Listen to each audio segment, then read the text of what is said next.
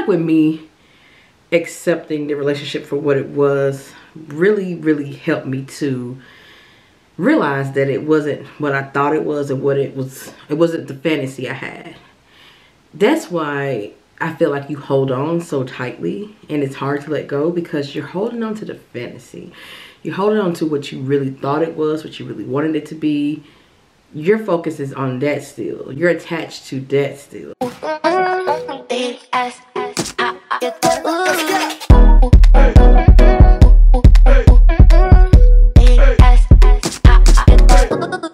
Hey girlfriends, and to everybody else, what up YouTube? Welcome back to another visual podcast of the Hey Girlfriend podcast. If you want bonus content or episodes, that can be found on my Patreon. Link is in the description. So today's topic is going to be about how I healed from breakups and how I moved on. Now, my exes both were toxic, and it was a toxic relationship. They were narcissists. This is not going to be focusing on how I left narcissists, so to speak. This is more so going to be about how I moved on from a breakup period. I will give more detailed information on how I broke up with a narcissist and how I moved on from a narcissist. That information will be on my Patreon, and you can check that out. So let's get into it. Let's get you over this breakup and get you back to you, or even a better you. Okay. So I got some notes here that I'm gonna go by. Don't mind me if you see me looking down, and it's only because it's been about 6-7 years, maybe 6-7 years since I've had my last relationship and broken up with my last ex that I thought I'd never get over, by the way. But anyway, so I had to take some notes, and I had to actually go back to that place and how I felt and how I made it over. So here we go. Something that I realized, well, something that I did first is I accepted the relationship for what it was. Like, I learned from it, and I applied the wisdom that I learned from it for the future. And I basically, whatever I did in those past relationships, and whatever I went for, whatever I was attracted to, whatever I tolerated, things like that that just hurt me, I learned from it. Because I figured I had to go to that shit for a reason. And I made it a reason. I made the reason be so I won't go to that shit again. I had to learn the hard way, you know. It's all right. You learn, you know. Let's see. And then I feel like with me, accepting the relationship for what it was really helped me to realize that it wasn't what I thought it was, and what it wasn't the fantasy I had. That's why I feel like you hold on so tightly and it's hard to let go, because you're holding on to the fantasy. You're holding on to what you really thought it was, what you really wanted it to be. Your focus is on that still. You're attached to that still. At least I was. That's what I was attached to. I was like, you know, this is supposed to be my husband, you know, and this is supposed to be this and that and that. And he was supposed to change for me. You know, I was all that kind of shit. So no. Once I realized that it was not going to be that, and I accepted the reality of it, and the reality of who he was as a man and not who I made him out to be in my head, once I fully grasped that and accepted it, it made it a little easier to do the healing work and do the processing and move on from it. Once I just realized he was never going to be the man that I wanted him to be, you know. Another thing I did, like I said, I got a list. Don't mind me, y'all. Another thing I did was I redirected my energy towards hating him into forgiving myself. That doesn't mean that I didn't hate him or that I forgave him or anything like that. I basically learned to forgive myself. And how I did that was understanding that I wasn't myself when I was with him. I was someone that was in desperate need of love because she didn't get the adequate amount of love she needed growing up, or she didn't get the adequate enough attention, or she was always looked over by, you know, everyone. Even the boys in high school never liked her. She was always made fun of. She was always bullied. She was the girl that was, you know, no one never liked, you know. And so when I was with him, and someone like him, he was attractive, tall, liking me, you know, that made me feel like I'm not that little chubby girl that was bullied. You know, it made me feel special just because he liked me. And so once I realized that I wasn't really myself, I forgave myself, because I'm like, Kendall, think about it. Who wouldn't be like that? You know, you really wanted love. You thought it was it. You was really trying. You didn't know. And I've been through a lot of shit. I didn't have the best upbringing. Not the worst, but not the best. You know, I had to learn. And it's like, I forgave myself, because it's like, you live and you learn, you do better. I didn't beat myself up so much for it. This takes time to forgive yourself, but I find that understanding your why, like why you was that way and what made you that way, what made you tolerate that, what made you settle for those things, understanding your why and your what can really help you to forgive yourself. Now, if you want to forgive him, that's on you. Do so. And I would say, even if you can't forgive him, make peace with who he is. Like, maybe this person wasn't just meant to be for you.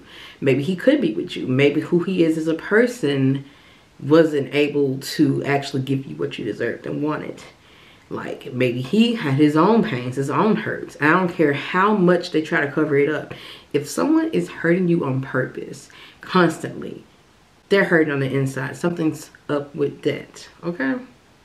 So, I made peace with him. I would say I had 2 exes. The first one, I didn't forgive. I hate him. That's another podcast topic about hating your ex and hating who hurt you and abused you. But the last ex I went with, that I broke up about 6-7 years ago, I never hated him. I just basically made peace with who he was as a man, and made peace that, you know, he just was never going to change. He was never going to be who I needed. He was not going to be that guy. He just wasn't, you know. Let's see. Next. I would say, what I said a little bit before was that what helped me to heal from the breakups was realizing that hurt people. And I said a little this before, but I want to expound it a little more here. So, I had to realize that he wasn't really all that like I thought he was. Just because he was attractive, tall, and funny, and had tattoos, and liked me, didn't make him really all that, you know? He couldn't treat me right. He couldn't stop cheating. He was just slanging dick everywhere, and that's not attractive. That's not appealing. You know, a guy that just feels like every girl that looks at him, he has to give her some, you know, or has to try to get her. That's not attractive. You're community dick. You know, I had to realize you're not all that. You're really insecure. Like, he was really insecure, but tried his best to hide it. Even though he was very attractive, he was still insecure as fuck. And I feel like it's because of his childhood. So, once I realized that hurt people, sometimes it made me getting to the root of their childhood wounds. Not saying that you have to dig and pry and go back and ask his family, how was he, you know, especially if you're broken up, none of that. These things I just happened to know because I was in a relationship with him. He told me some things about him, and we had mutual friends that knew him before I got to him. So when I met him, they told me about him. Mutual friends did. And so I realized that, you know, hurt people just hurt people. Like, I guess this, you know what, helped me to not take it personal. Realizing that he was fucked up on his own and that he was really hurting even though he tried to hide it. That made me realize, you know what, it's not really me. It was never me, you know. It was not. Okay, so also what helped me with realizing that hurt people, it helped me to reprogram all of the terrible things that he said about me and did to me, and I realized he was just trying to hurt me. because he was hurting. So yeah. Another thing I did, I started pouring more love into myself. And the way I did that was living my life, realizing that there's more to life than being with a man or having him. And I did that by basically I started traveling. I traveled with some friends of mine. I visited restaurants around town that I've been wanting to try, never tried. I got comfortable with my alone time, and I found peace in my solitude. And I realized that it was peaceful because I was no longer dealing with that relationship that was breaking me, you know? And the aloneness didn't feel so bad after that, because I realized that I'd rather be to myself at peace than with someone that's disrupting my peace. You know what I'm saying? So I really just got very comfortable with my alone time. And I did that by spending time alone. And I also realized that being alone doesn't mean that I'm going to be alone forever. It just means that this is what I need right now in order to get to the next point and to get the man that I've always wanted. So, yeah. Let's talk about me moving on and loving again. So, after I went through all of that journey of, you know, dealing with the breakup and reprogramming my mindset, getting more comfortable with my alone time, and also realizing the wisdom that came from it, which was also, I forgot to mention that I realized that if I tolerated 2 bad relationships back to back, and if I went through it twice, I realized that, okay, there's some things here that I need to work on. I realized that I went through that because, for a reason. I went through that because I had shit in me that need to be unearthed and healed. I realized I had childhood wounds that I never knew were there before. Like, all my life, I thought my childhood was normal. And so, it's like, those relationships, not to give credit to my exes for the growth that I have now. I give that credit to myself and God, of course. I give that credit to me actually doing the work and actually being resilient and actually working through the shit and realizing that it wasn't actually them that caused it was them that actually re-wounded me from my childhood. I was actually being re-wounded. It's like they were doing salt on the wounds that they had no knowledge of course. And I had no knowledge of. So I just taking the wisdom from it all made me feel like I didn't waste my time. It made me feel like, okay, it made it worth my while. Because sometimes you don't end up with who you thought you were going to end up with. It doesn't last forever. But those lessons, girlfriends, those lessons can last a lifetime. And can really, really, like, make you better. And can really make you the woman you've always wanted to be. It can make you that girl. It can make you, you know, it can cause you to be your highest self that you've ever been. And it's like, you're no longer operating from your shadow self. And it's like, it's just a great feeling. And now that I, you know, had dealt with all of this, I knew I wanted love again. I knew I wanted to be in a relationship. I knew I didn't want to give up on it. I knew that it was good love out there. I knew there was the right one out there. I knew it could happen.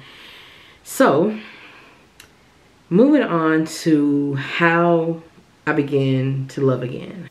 After healing and moving on, so that I could love again, because I always believed in love, I'm going to go over some things that helped me to feel good and look forward to loving again. Because I know a lot of women out there, after being hurt so much and being hurt so bad, it's like you feel like I can't love again because I'm scared to, or you may be afraid to. I was never afraid to love again. Like, never. So what helped me was first believing that I could love again, that love could happen for me. And I also realized that it wasn't love per se that really, you know, hurt me.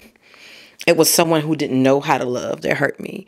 It was me not knowing how to love myself that hurt me. So love is still what it is. Love is still beautiful. And I had to learn how to depend on myself and basically earn my trust back. Earn my trust. Yes, you heard that right. Not a man's trust. So for me, the way I feel like I'm able to be in a new relationship and not have that fear of being hurt again, not have that fear of being hurt, cheated on, any of those fears, is by depending on myself. And by depending on myself, I mean, I am now dependent on myself and trusting myself to do me right. You know, it's like I'm no longer putting all my faith and trust in a man doing those things. I, have the standard that he does, but people change. People come and go. You can't control what a person does. And with me understanding and learning that even if I learn how to pick better and choose better, there's still no guarantee that he won't hurt me. Like, you can't stop someone from hurting you. If they're going to do that, they can either do it intentionally or unintentionally, So it's like, it's taking the focus off of who I'm going to be in a relationship with. It's taking the focus off the man that I want to be with. It's taking the focus off of them doing me right. And me more so being my own safety net.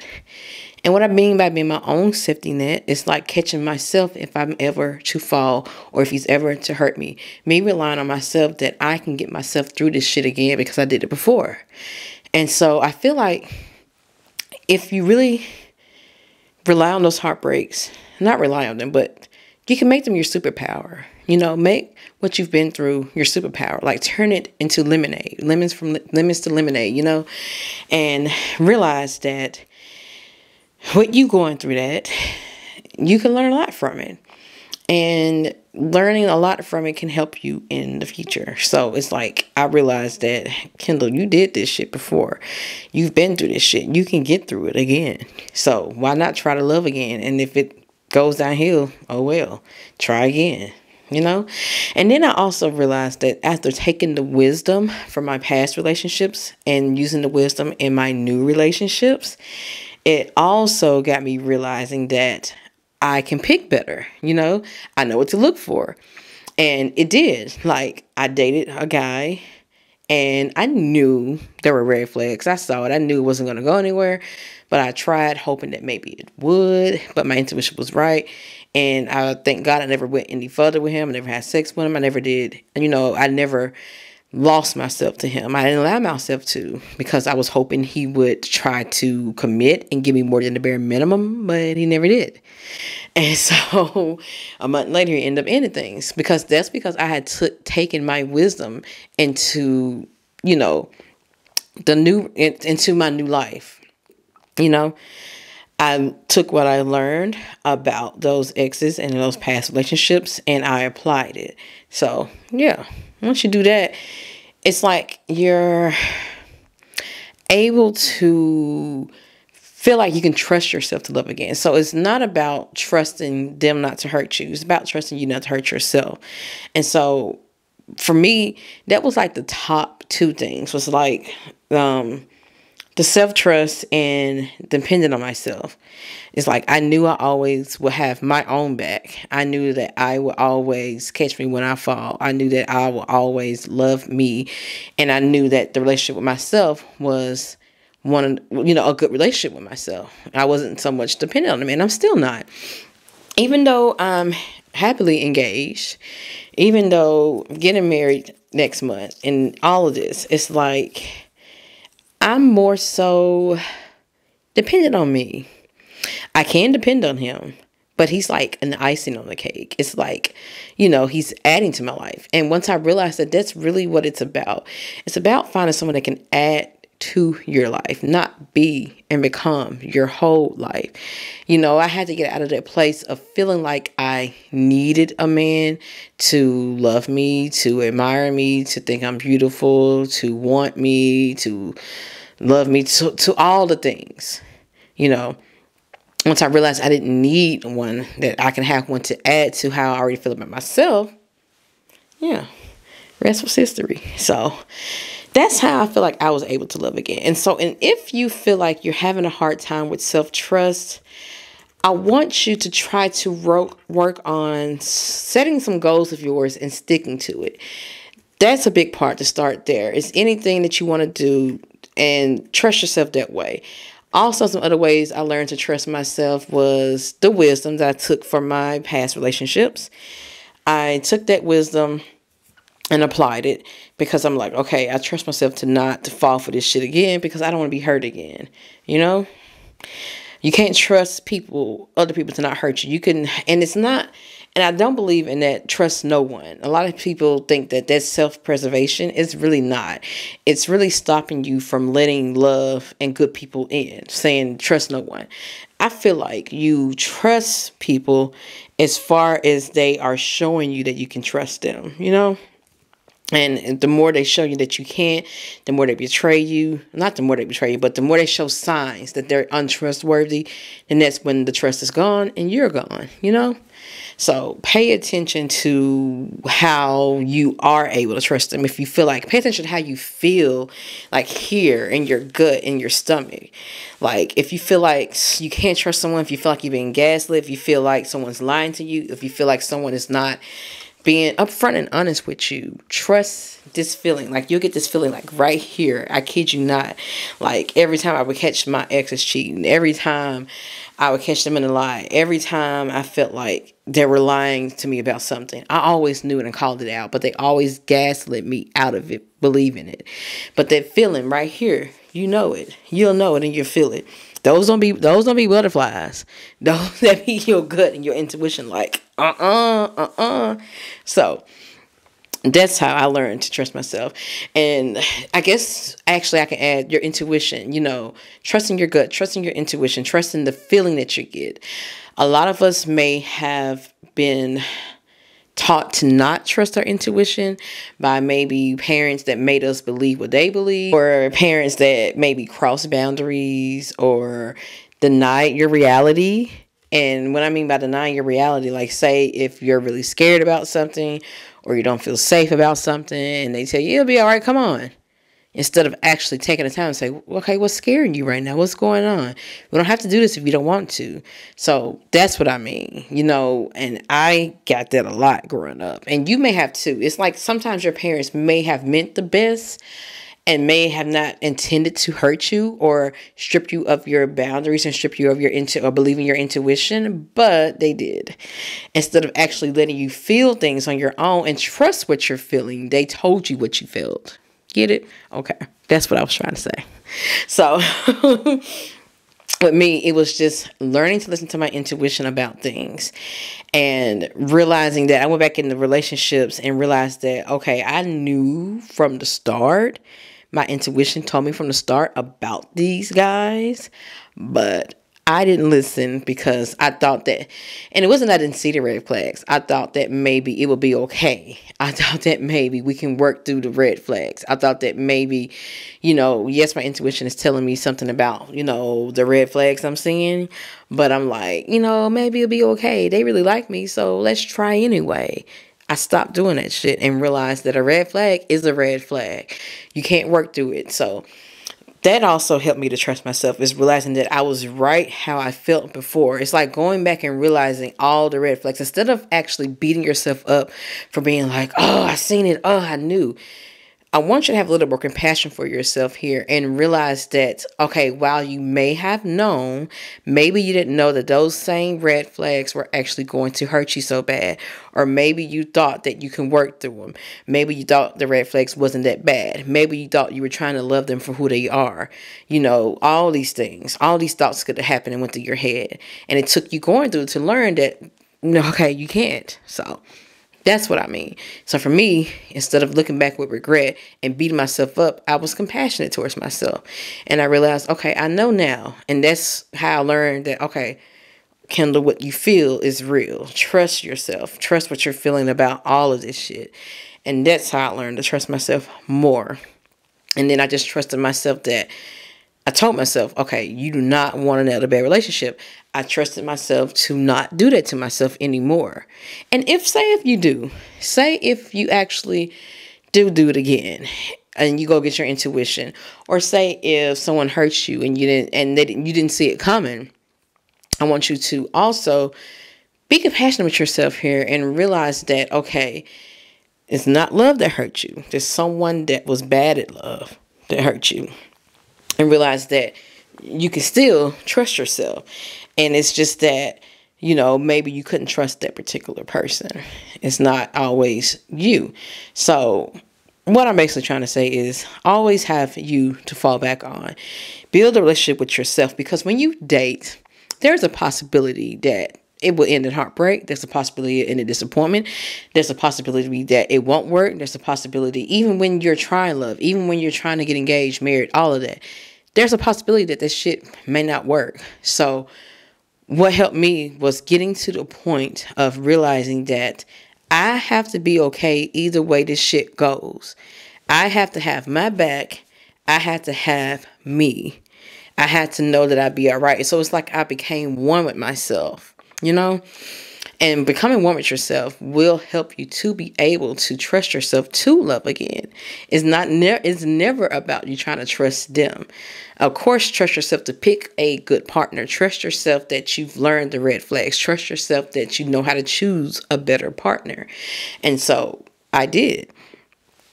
And the rest is history. And I'm engaged now. But like I said, even in the relationship, I'm still dependent on myself to always have my back, no matter what. So I believe that's all I got about healing from breakups and loving again.